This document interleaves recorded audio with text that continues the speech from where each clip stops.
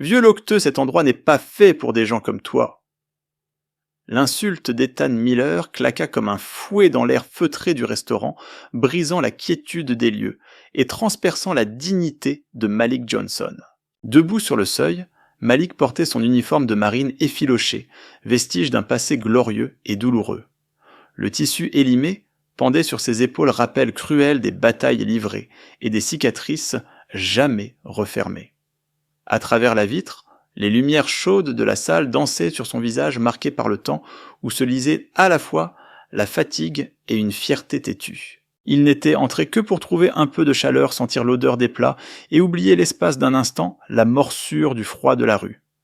Mais ce qu'il trouva fut le mépris incarné dans le rire moqueur d'un jeune employé arrogant. Autour de lui, les convives observaient en silence certains amusés, d'autres gênés, mais aucun n'osa intervenir. Malik, vétéran des Marines, homme qui avait risqué sa vie pour défendre son pays, se voyait réduit au rang d'indésirable. Malik Johnson n'était pas qu'un homme en haillons. Chaque pli de son uniforme usé racontait une histoire. Autrefois, il se tenait droit, fusil en main, le regard perçant menant ses frères d'armes à travers la poussière et le chaos. Aujourd'hui, ses pas traînants résonnaient sur le trottoir, écho d'un passé glorieux que la société préférait oublier. Il avait plus de 50 ans, le visage creusé par le temps, la barbe poivre et celle mal entretenue. Ses yeux pourtant gardaient une étincelle, celle d'un homme qui avait connu l'enfer, mais refusait de s'y noyer. Chaque matin, il se lavait tant bien que mal, dans les toilettes publiques, brossait son manteau, râpait, redressait ses épaules, comme s'il portait encore l'honneur de son unité.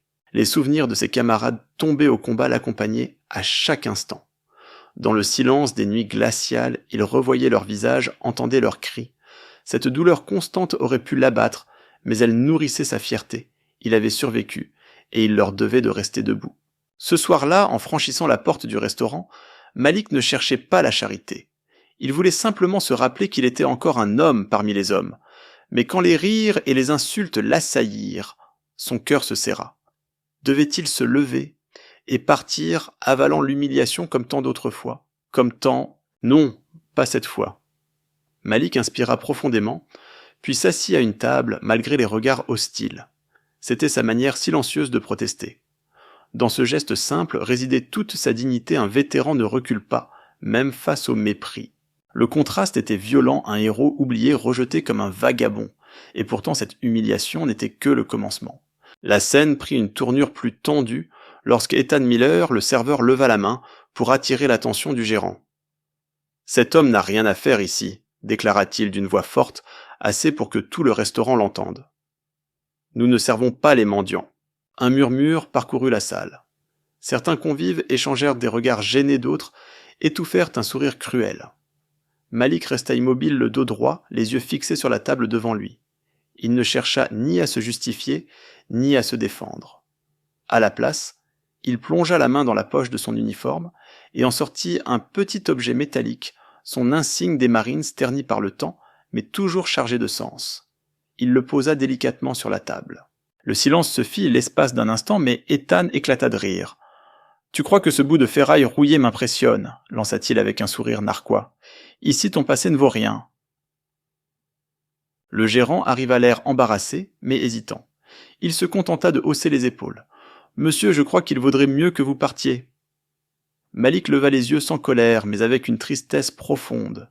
Ses doigts caressaient l'insigne comme on caresse un souvenir sacré. Les conversations reprirent autour de lui, mais elles étaient chargées d'indifférence. Personne n'intervint. Les regards se détournaient, comme si l'on craignait d'être contaminé par la misère d'un homme. Ethan, enhardi par ce silence complice, poursuivit ses humiliations. « Regardez-le » cria-t-il à l'adresse des clients. « Il pense mériter une place ici alors qu'il devrait être dehors à tendre la main. » Quelques rires éclatèrent. Malik sentit la morsure de l'humiliation, mais sa dignité resta intacte. Il inspira profondément, serrant son insigne entre ses paumes calleuses. « Vous avez combattu pour ce pays ?» demanda soudain un client à mi-voix. Malik hocha lentement la tête. Mais le courage de cet inconnu s'arrêta là. Il détourna aussitôt les yeux, avalant une gorgée de vin, comme si sa propre question l'avait brûlé. Ethan se pencha vers Malik et lâcha d'un ton venimeux « Si tu ne bouges pas, j'appelle la police. Et crois-moi, ils sauront comment te mettre dehors. » Dans la salle, le climat changea. L'air devint plus lourd, saturé de malaise. Malik pourtant resta calme. Son visage se ferma, mais ses yeux s'illuminèrent d'une flamme froide. Il ne s'agissait plus d'une simple humiliation, c'était une bataille pour son droit d'exister en homme digne. Le silence pesant s'épaississait dans la salle. Personne n'osait s'approcher. Les regards fuyants, les conversations murmurées, tout contribuait à isoler davantage Malik. Il n'était plus un homme assis à une table, il était devenu un spectacle de gêne, une ombre que l'on aurait voulu effacer. Pourtant derrière ce masque de calme, son esprit bouillonnait. Les humiliations passées défilaient dans sa mémoire, les nuits passées à chercher un abri, les regards hostiles dans le métro, les insultes lancées dans la rue. Mais jamais l'affront n'avait été aussi brutal que ce soir. Être chassé d'un lieu public n'était pas nouveau. Être traité comme une ordure devant une foule silencieuse, voilà ce qui rongeait son âme. Il observa les convives, une femme leva furtivement son téléphone pour filmer la scène avant de le reposer honteuse. Un homme fit mine de consulter son menu, évitant soigneusement son regard. Pas un seul geste de solidarité. Malik ressentit un vertige, une solitude glaciale. Ce n'était pas seulement Ethan qui l'humiliait, c'était toute une société complice par son silence. Son cœur battait lourdement, mais il resta digne. Il se souvenait de ses camarades tombés. Il se souvenait du serment qu'il avait fait, protéger, tenir, ne jamais céder. Était-ce pour ce monde qu'ils avaient donné leur vie? Ethan, de plus en plus sûr de lui, s'approcha encore. « Regarde-toi, dit-il en ricanant. Tu crois que tu mérites de respirer le même air que ses clients ?» Ces mots claquaient comme des gifles. Malik ne répondit pas. Ses yeux se posèrent sur son insigne posé sur la table. Ses doigts le serrèrent, comme pour puiser de la force dans ce petit morceau de métal. Il pensa à la fraternité, à l'honneur, aux valeurs qui l'avaient guidé. Ce contraste le déchirait là-bas, il était un frère d'armes respecté. Ici, il n'était qu'un paria. L'isolement devint insupportable. Il sentit les larmes affleurer, mais les refusa. Un marine ne pleure pas devant l'ennemi. Il soutint le regard d'Ethan avec une froideur tranquille. Cela déstabilisa le serveur un instant, mais il reprit vite son masque d'arrogance. Autour, les clients restaient figés. Quelques-uns échangeaient des regards lourds de malaise, mais aucun ne rompit la barrière du silence. Malik comprit que dans cette salle pleine de monde, il était seul, profondément seul. Pourtant, une flamme s'allumait en lui. Chaque humiliation subie, chaque indifférence rencontrée, nourrissait une force étrange, la certitude que sa dignité ne dépendait pas de leur rire, mais de sa propre tenue. Et il se promit intérieurement, je ne céderai pas cette fois. Ethan jubilait. Il croyait avoir remporté la partie, croyait tenir entre ses mains l'humiliation totale de Malik. Pourtant, dans le silence tendu, un frisson parcourut la salle. Quelque chose d'invisible venait de basculer. Malik ne répondit toujours pas aux insultes. Il resta assis droit, calme, tenant son insigne comme un talisman. Ce simple geste discret mais ferme devint une forme de résistance silencieuse. Ses yeux fixaient Ethan avec une intensité qui dérangeait, comme si au-delà de l'homme arrogant, il voyait toute l'injustice d'un monde ingrat. Puis, doucement, il parla. Sa voix était rauque mais posée. « Tu vois ce morceau de métal ? Pour toi, c'est une vieille ferraille. Pour moi, ce sont des visages des frères, des vies sacrifiées. Cet insigne, je ne l'ai pas gagné en mendiant, mais en donnant tout. » Un murmure traversa la salle. Les clients, jusque-là silencieux, semblaient suspendus à ces mots. Ethan ricana pour cacher son trouble, mais son sourire se fissurait. Malik continua plus fort. « Tu veux appeler la police qu'ils viennent. Ils sauront qui je suis. Et toi, qui seras-tu quand il faudra expliquer pourquoi tu as chassé un homme qui a risqué sa vie pour ce pays ?» Un silence glacé tomba. Les convives baissèrent les yeux. Pour la première fois, Ethan vacilla. Ses lèvres tremblaient, même s'il tenta encore une réplique. « Des types comme toi, vous exagérez toujours vos histoires. » Mais déjà dehors, un bruit lointain s'élevait, le martèlement régulier de bottes militaires. 10 minutes plus tard, ce bruit se fit clair, net, puissant. Toute la rue vibrait. Les clients se tournèrent vers la grande baie vitrée. Un bataillon de Marines se formait devant le restaurant impeccablement aligné. La porte s'ouvrit brusquement. Une silhouette imposante entra, le général Marcus Wright. Sa démarche ferme fit trembler le sol. Ses yeux balayèrent la salle, puis se fixèrent uniquement sur Malik.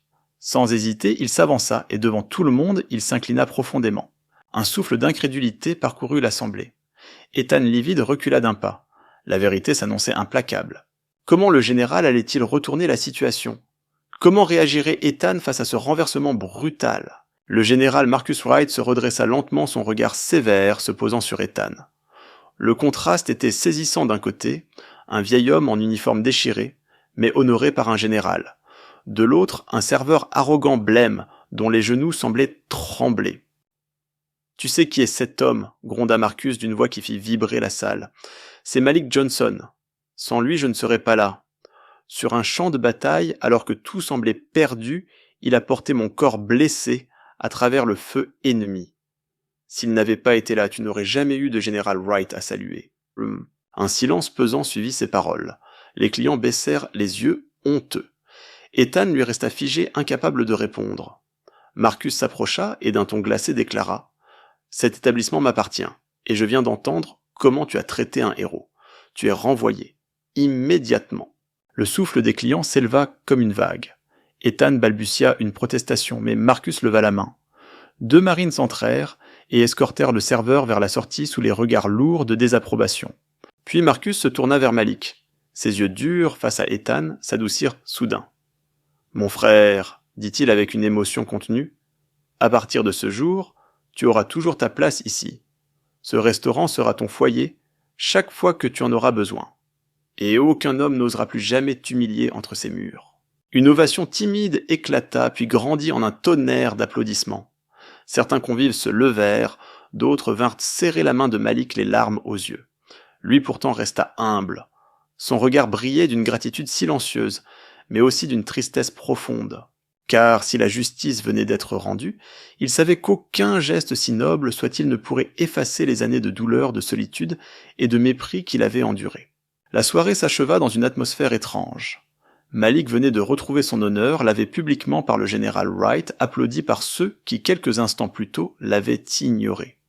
Mais derrière les acclamations, il sentait encore le poids du vide. La dignité retrouvée ne comblait pas les années de douleur. Malik sortit du restaurant plus tard, son insigne serré dans sa main.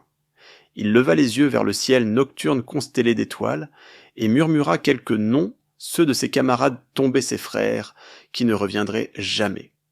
Cette victoire, si éclatante soit-elle, avait un goût amer, elle n'effaçait ni la solitude des nuits glaciales, ni l'injustice subie au quotidien. Le général lui offrit un logement temporaire, un appui financier, une main tendue. Mais Malik savait que la société ne change pas en une nuit.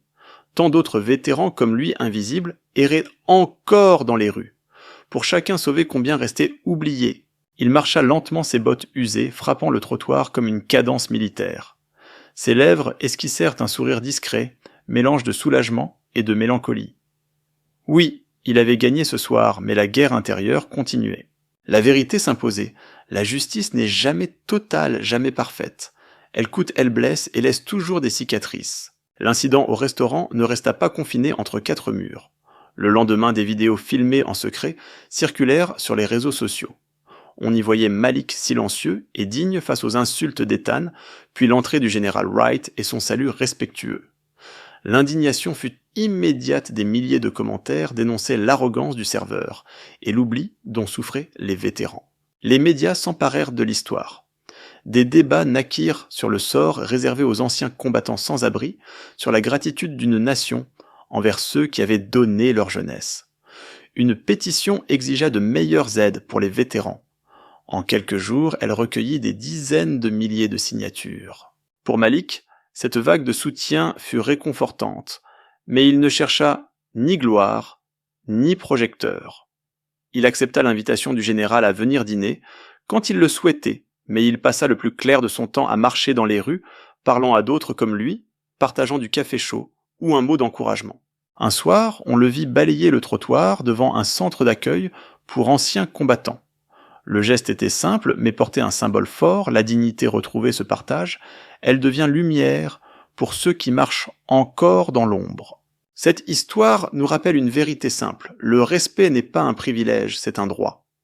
Les anciens combattants comme Malik portent en eux les cicatrices de sacrifices faits pour que nous vivions libres.